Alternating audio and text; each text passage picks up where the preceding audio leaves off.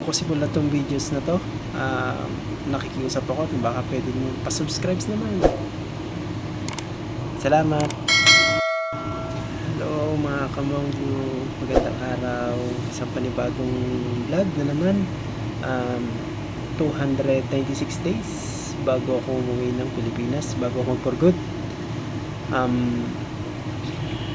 Masaya ako kasi talagang napapatunayan ko sa sarili ko na pag meron akong ginusto, talagang hindi ako titigil hanggat hindi ko na gagawa yon.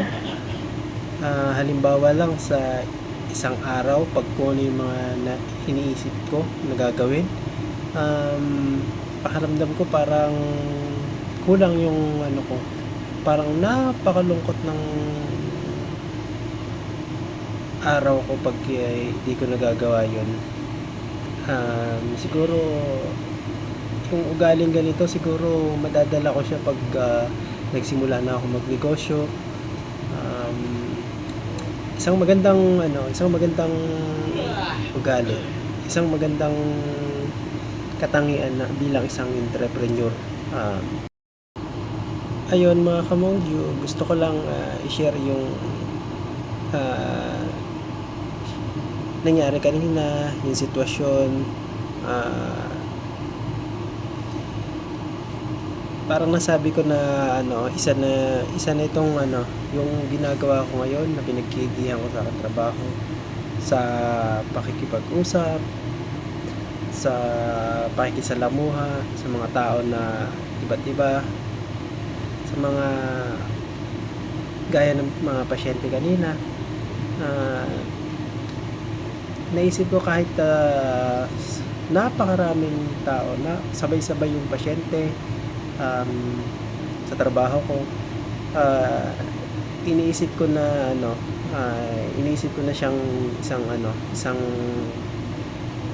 training para sa akin, at natutuwa ako.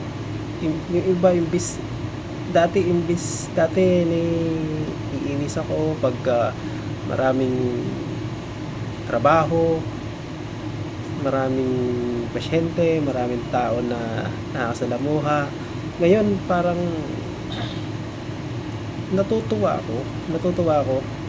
Gustong-gusto ko siya na gusto ko yung nasa nahihirapan, parang ganun ba, na yung bang feeling na nape-pressure, kailangan mo mag-decision agad, kailangan mo ng isa critical sa labas ako, parang sa isa siya sa critical thinker, parang ganon. Iyon, natutuwa ako, nag-enjoy ako kasi iniisip ko pag ganon, yung tulad kanina na sabay-sabay, maraming tao, parang iniisip ko na rin sa isang negosyo na darating yung time na marami akong tao makakausap, makakasalamuha, iba't ibang tao. Iyon, para sa akin, isa na siyang training ground ngayon. At dahil doon, nag-enjoy ako. Gusto ko pang parang ngayon gusto ko pang i-accept mga challenge sa araw-araw. Hindi siya mahirap para sa akin. Yung challenge na yun ay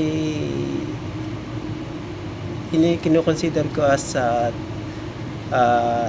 training bilang isang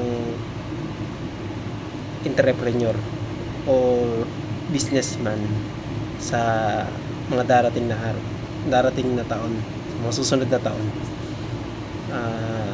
Yun lang gusto ko i-share.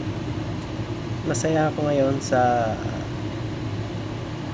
araw-araw na challenge. Gusto ko pang maraming challenge. Gusto ko pang tumanggap ng mas mahihirap pang challenge. Umpisa pa lang yan. Marami pa akong pagdadaanan na magiging way para mag-improve yung ah, improve sa sarili, dagdagan ng aral.